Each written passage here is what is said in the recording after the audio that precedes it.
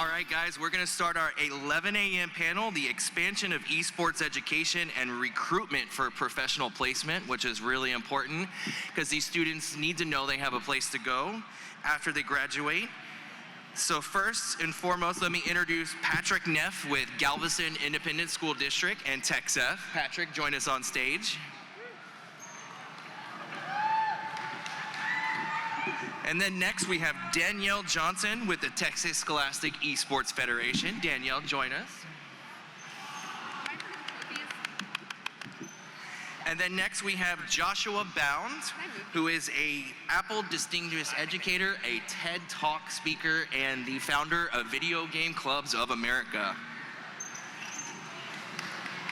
And then last but not least, we have Danny Martin with Esposure. Danny, join us up on stage. Round of applause. Thank you guys for all joining us today. So let's kick this off with my usual question of who you are and introducing your organizations and your company. So Patrick, let's kick it off with you. My name is Patrick Neff. I am the Director of Gaming for the Texas Scholastic Esports Federation. We are a state nonprofit that is looking to get an esports team into every middle and high school in the state of Texas. Awesome. Danielle, you're next. I'm Danielle Johnson. I'm a middle school technology teacher in Carrollton Farmers Branch. There's my CTE director right there. And I am the final boss of Texas Scholastic Esports Federation. My name is Josh Bound. I am the founder of the Video Game Clubs of America, a nonprofit that promotes social emotional learning through gaming clubs. So we're the social emotional, thank you, yep, Pokemon Go, we were just trading, angle to esports gaming clubs in schools. So that's what I do. Perfect. My name is Danny Martin. I'm the CEO and co-founder of Esposure, which is an ed tech platform that focuses on providing individuals with portfolio building opportunities in esports. We target management in esports, marketing, technology, competition, and production in esports. We help individuals go pro in esports while at the same time focusing on the job careers behind the scenes of esports. And we do it all by way of our esports facility in Dallas, Texas, and our technology platform. Awesome. So let's talk a little bit about the expansion of esports in education. Patrick, elaborate on what TechSef does for esports education and your focus on the educational factors that go along with gaming. Sure. So obviously I mentioned we're trying to get esports clubs at every school in Texas. We do provide, I can be louder, I just didn't want to overdo it. We provide competitions through seasons of play as well as one-off tournaments. And then we also provide training and resources to teachers to help them connect what they're doing to curriculum, to tie-ins across the school to help students develop kind of what Danny was talking about, those behind-the-scenes skills and capabilities that they can learn through their school to take their passion for gaming into a potential career path. And Danielle, same question for you. Talk about your activities and the expansion of esports education. Everybody that's here already knows some about esports, otherwise you wouldn't be here. But esports is a bigger industry than movies and music combined. Esports and gaming are. Texas is really the center of it. And more people watch esports on Twitch than watch the Super Bowl.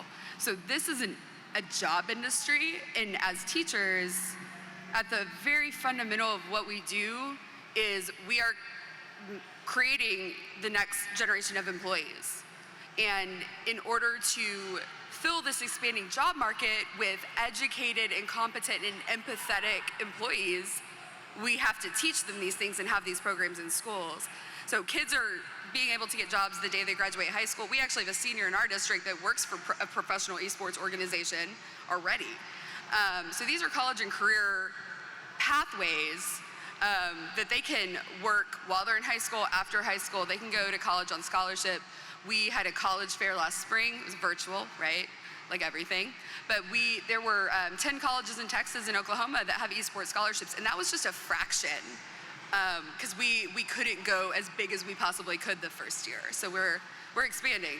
But these are real opportunities that have real career aspects for kids where they can find a job and be self-sufficient, because that at the very heart of education, along with making better humans, is making people that can feed themselves later.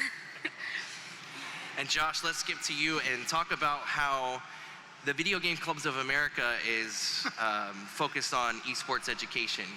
The esports, well, first, can I have a shameless selfie? Can I pause for a shameless? All right. Let's do it. Let's do it. Shameless. I've never been in front of such a large screen. All right, just gotta, I have to Love take it, in the moment. love it. Yeah, so, anybody's got pictures, we'll trade later. So listen, Video Game Clubs of America is, see? So, my story is different than esports. I am a career teacher, I'm an educator, I have no plans on leaving the classroom until I retire. It's that simple. I became a teacher to help kids, period, point blank, as a coach. I got into it to coach sports. I'm a jock. My story starts with my son who's autistic, and I connected with him through gaming. I can give you the whole story over there. The point is that when Video Game Clubs of America became a nonprofit, the idea was to promote social emotional learning through gaming clubs. So we build safe spaces in schools. I'll use my personal gaming club, which I will go back to school on Monday with. I have 120 kids in my club. I'm the only teacher, and the school has 710 students in it. I have 1/7 of the school in my club. Okay, so you're doing the math. You're like, that's a lot. Yeah, it is. Of that 120, only 30 of them will play esports. So what do you do with the other 90? You talk about industry, you talk about college and career pathways, you present them with opportunities to become socially active in society. I promote social philanthropy. We talk about, I was just talking with Super Goku Man right here, we were talking about Pokemon Go, getting together and socializing through Pokemon Go. Yeah, like we're trading Magikarp right before this, so anybody who's laughing on me, like for real, I'll be your friend in Pokemon Go.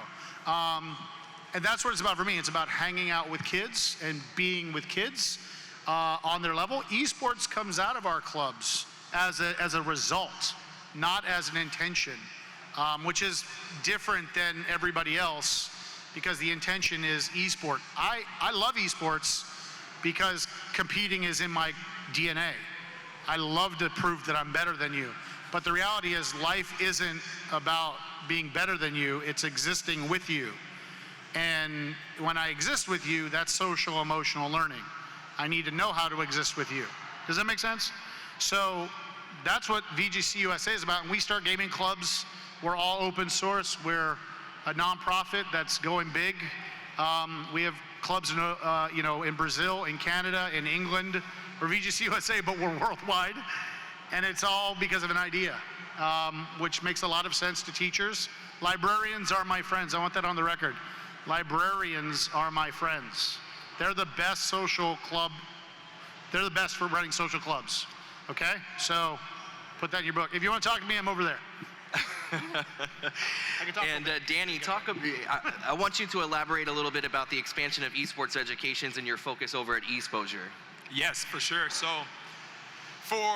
in 2011, I was hyper-focusing on hosting tournaments in college, and this was before any esports programs were established, even in schools. And so ultimately for us, it was just really identifying a place for individuals to come and compete at a high level, because you did know about, the 100 Thieves, the FaZe Clans of the world. For the aspiring pro, they really wanted to go to that platform. But if they did not make it pro, there was no other platform for them to go to. So that's why it's so awesome to be on this panel, because it's cool to be able to see individuals looking at the opportunity for young individuals to be a participant of esports in their schools. And so for us, we were just looking at it as that, as a new phenomenon, there are schools all across the globe right now that are trying to figure out how to do the exact same thing that we were really forced to do because there was no other options. And to see a program bring and build up and have someone that can come out of their program to where they can go a pro or they can actively get a job in this space, that just further extends the actual value of that esports club or program at that school. And that's the same dynamic of what we experience every day. When someone comes to Esposure and they say, wow, Dave Fry won $1.4 million prize purse, I now want to be a part of your guys' organization. Or if they see that, Aaron Tang or Jalen or someone that's, great at graphic design and they're actively doing events like this on a grand stage because they are really passionate about gaming, but they knew they weren't going to be the actual pro gamer.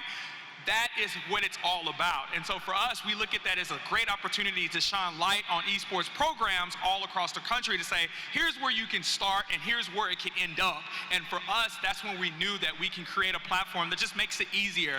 And we also know that once the schools start to build out their own programs, they're going to be self-sustaining. So ultimately, we look at ourselves as almost like a private school where we can know that we can help individuals get to their place in the actual world. In the instance that they're good enough, they can be able to go and be able to spread their wings in the industry, because the industry is moving incredibly fast right now. And for us, my main focus is how do I help someone turn this passion into a job? Like, I look at it every single day is how can we help individuals that are part of our platform, part of our programs, actively can say, hey mom, hey dad, this is what I do for a living right now. And that's one of the biggest focus for us. So education is very critical because it's a pipeline. Just like in traditional sports, you have middle school sports, high schools, and possibly going to college and then to the pros.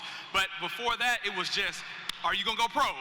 So I'm hyper focusing on helping schools and programs starting to build those programs. So therefore, if you can shoot for the moon, but you can land on a star. And that's one of the biggest focal points for this industry right now, is creating a pipeline for individuals to exceed at things that they're good at. And that's what some of the biggest things that we're focused on. Awesome. And like I said yesterday, I'm super jealous. When I was in school, we didn't have this kind of cool stuff. There was no focus on gaming and education. What you would hear back in the day, and sometimes still now, is gaming will never amount to anything. How many of us have heard that, right? How many of our students have heard that? I started a TED Talk with that, literally that joke. I said, stop me if you've heard this. If you play too many video games, you end up living in your parents' basement.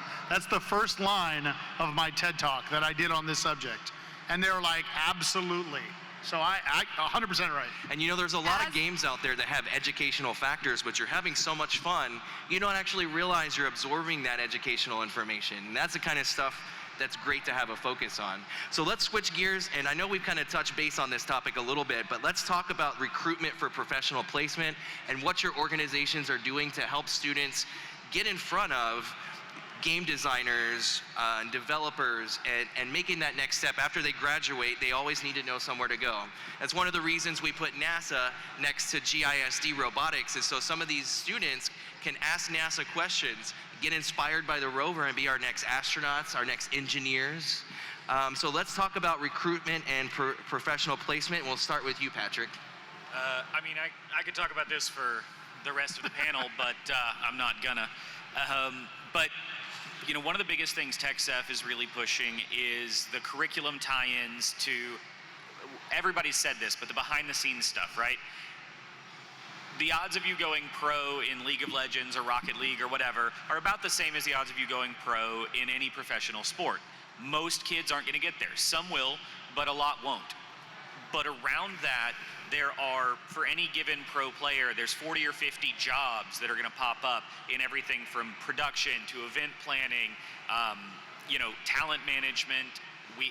You're starting to see nutritionists pop up in the esports space. Like, it's a professional organization at this point. When NV Gaming brings on a pro player, there's a whole host of people around that. And so what we really want to do is connect our programs that high schools are already doing. There's an AV program at almost every high school in the country. There's some kind of theater or production program. There's speech and debate. These programs already exist. And so it's not about starting over and building something completely brand new. It's about taking what we're already doing and showing teachers how they can take those things, connect them to a kid's passion, and help that kid find their way into the industry that they love. That's really what we're trying to do. So awesome. Danielle, same thing for you, to kind of touch base on the recruitment for professional placement and your focus on that.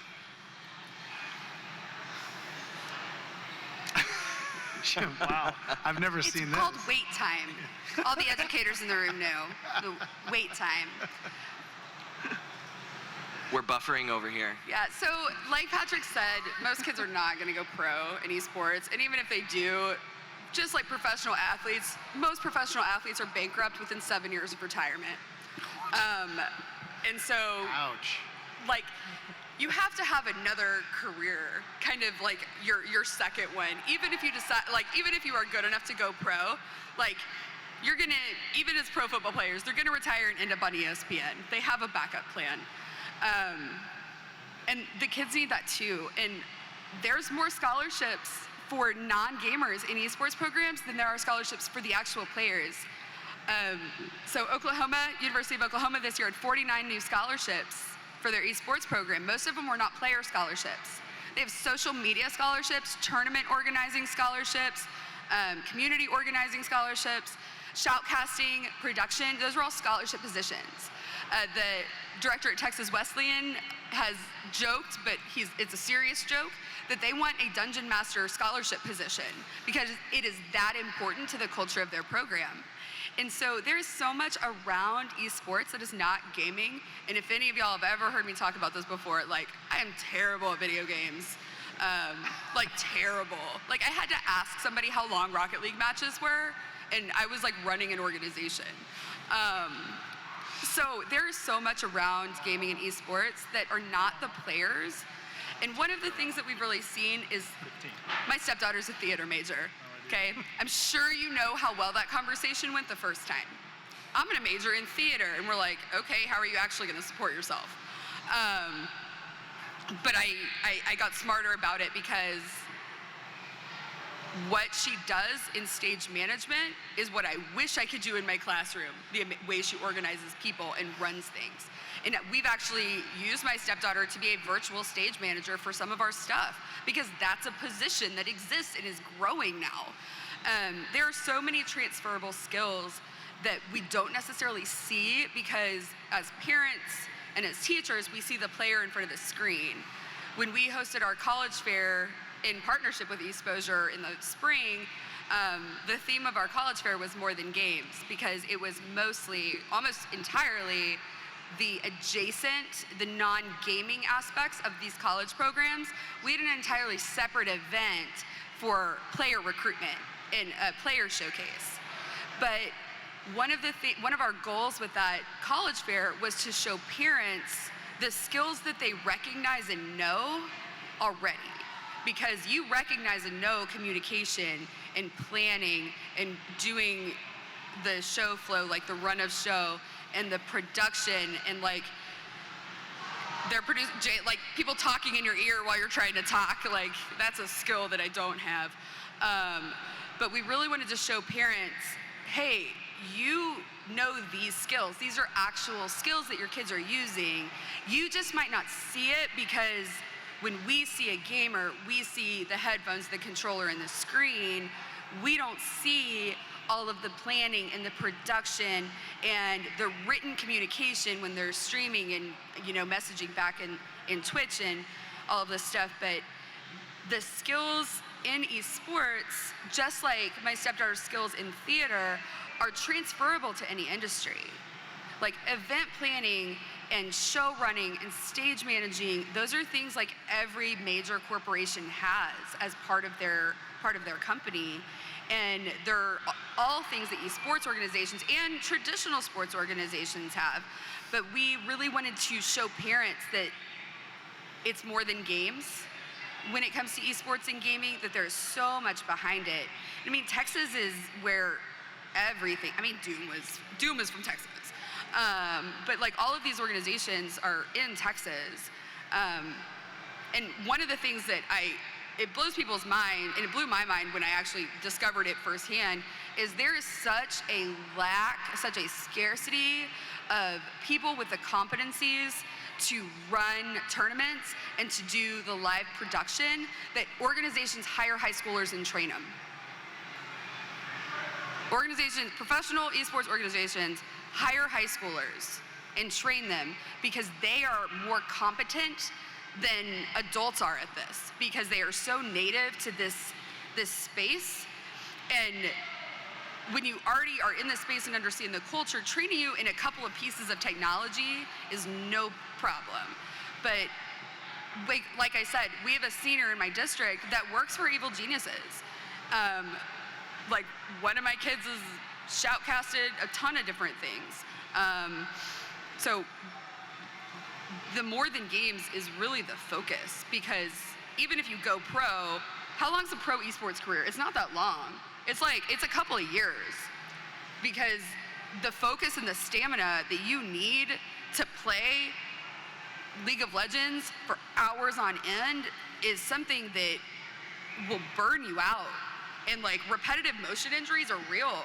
And like, that screen fatigue is real. And so an pro esports career is not very long. Like, I think it's shorter than a pro sports career, because pro sports career is average 7 or 8 years.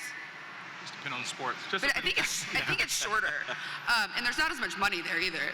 So, like, knowing that you have to have an exit strategy, even if you go pro, you have to have an exit strategy, because what are you going to do after? Because you're going to be 30 and have no career at that point.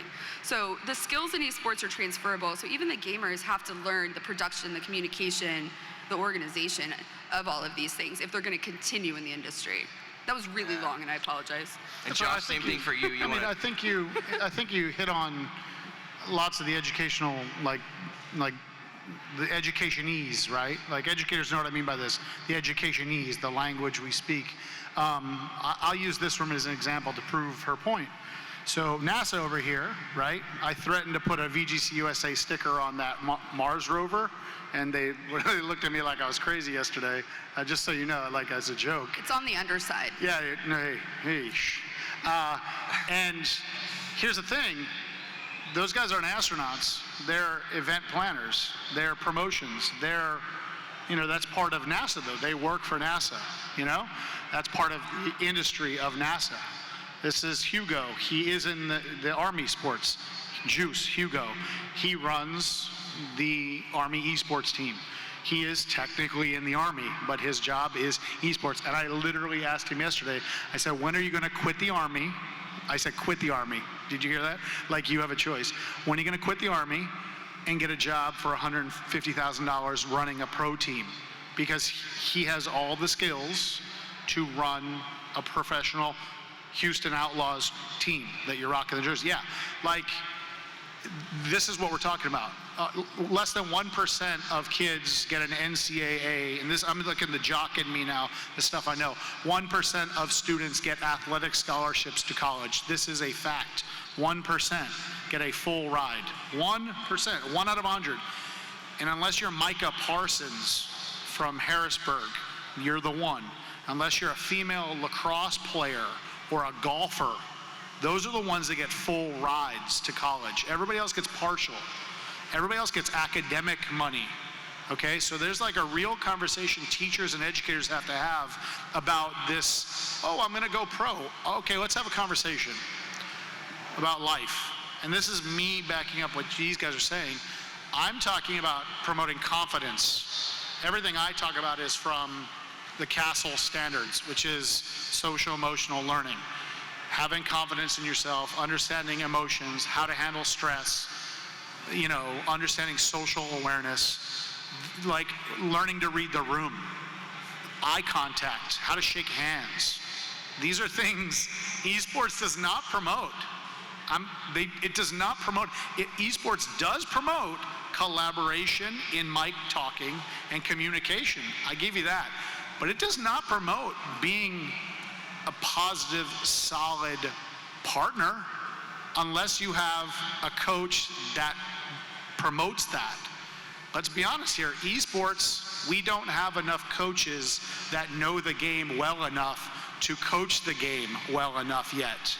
This is so new that most schools have teams coached by students, and you have adults in the room being general managers of emotions. That's what I do in my high school. I don't know League of Legends. I know Overwatch this much. right? The kids know more than me.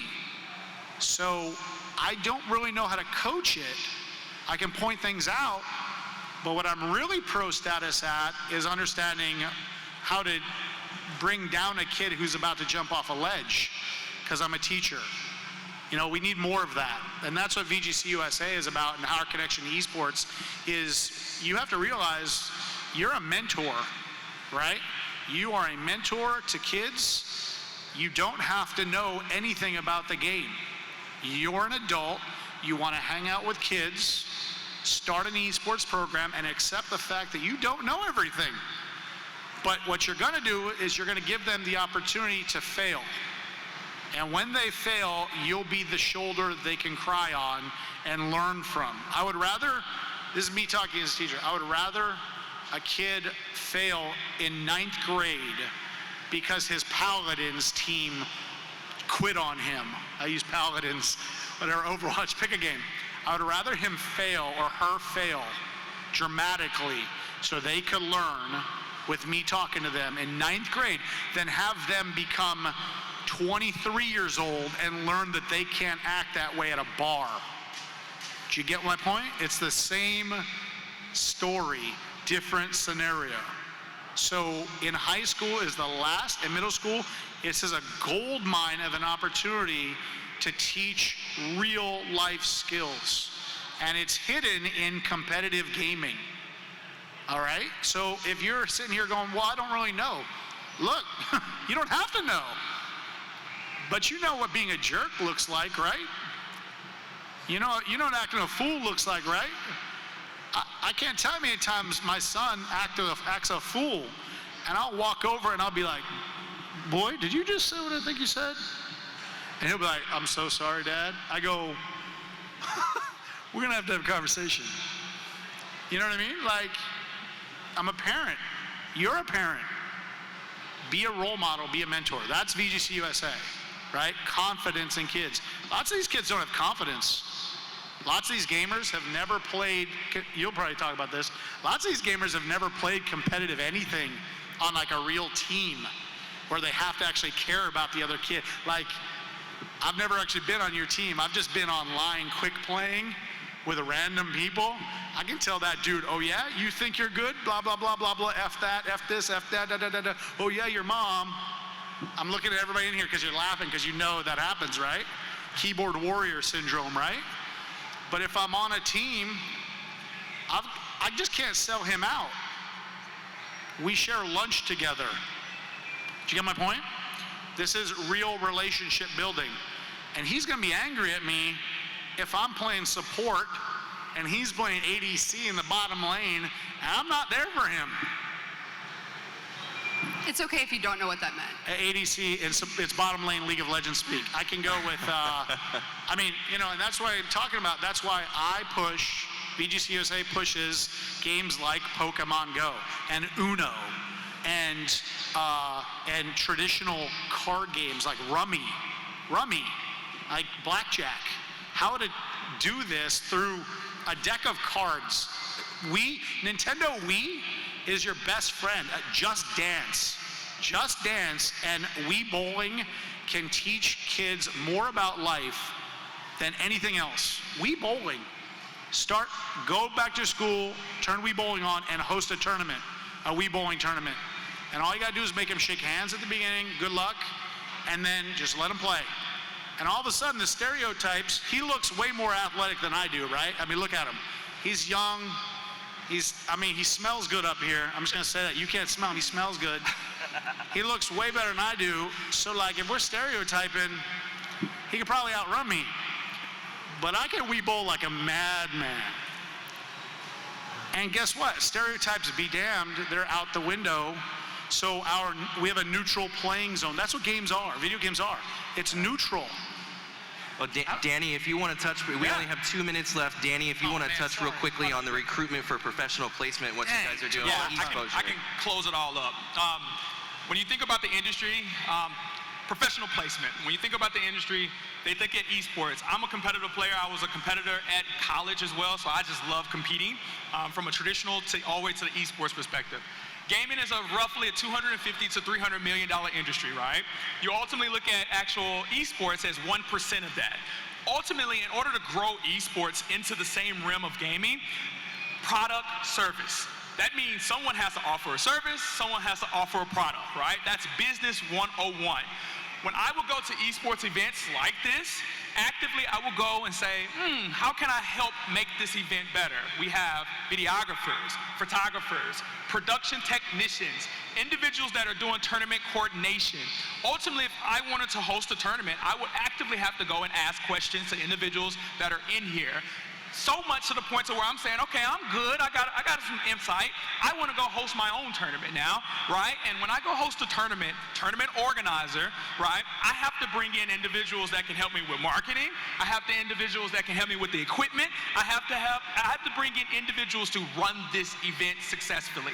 When you look at platforms like hitmarker.net, when you look at the amount of jobs that are available, it's not that many jobs available. It's not like you could have gone to Monster or Indeed and find talent for esports. What I end up having to do is I had to go to high schools. I had to go to high schools, go to a teacher and say, teacher, I need this for my company. I need a graphic designer.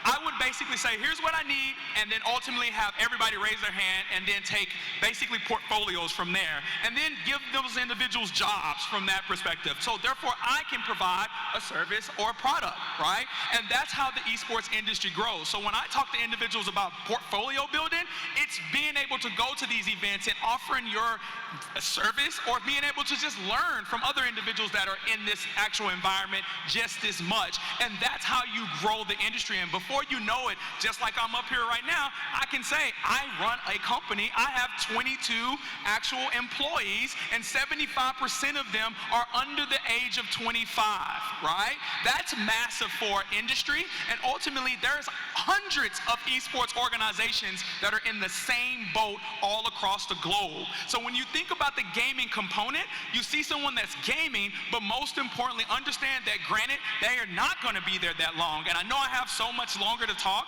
but they're not going to be that long. One of the biggest benefits for us as a company, we have 8 gamers that have turned pro out of our company. All 8 of them are still pros in the respective leagues, and that's only about 4 years, right? So ultimately, one of the biggest reasons why they were able to go pro is because I offered a facility for them to come while they were playing online, and when they came, they couldn't have Twitter fingers. They couldn't talk crazy. They literally had to respect the person in the room next to them. So at this point, they're in the league because they are good people. So when a coach comes to them, they say, hey, are you a good person? Can I bring you on my team and you not make it toxic? You not make it to where I look bad as a coach or the organization looks bad as a coach. So therefore, they're now being able to go from team to team or stay on the same team. And that's incredible when you think about it. That's how they're there for that long. But most importantly, they're good humans. And good humans are as critical to this industry. And as they do recognize that I may not be as good from a mental acuity perspective on the game, I can actively be a coach now, or I can actively go run tournaments, or I can be a graphic designer, or even music. That's professional placement. And when I look at Esposure, I look at all the type of placements that we've had with the organizations that we engage with, and that's professional placement in this industry. Awesome. Well, let's wrap this up by quickly telling everybody where they can find your organizations, your website, social media. Patrick, let's run down the line. Start with you. Sure. TechSef can be found at TechSef on pretty much all social media, Facebook, Twitter, Instagram. I think we have a TikTok that we never post on. We're looking for a high schooler to run our TikTok. So if you know anybody, True story. I will pay them $10 check us an out hour. at TechSef or techsef.org for our website. TechSef is Texas Scholastic Esports Federation. So TEX, T-E-X. I can spell, I promise. S-E-F for Scholastic Esports Federation. So TEXSEF.org. All right, Josh? Video Game Clubs of America can be found at VGCUSA.org. All of our Twitters, literally every social handle we have is VGCUSA.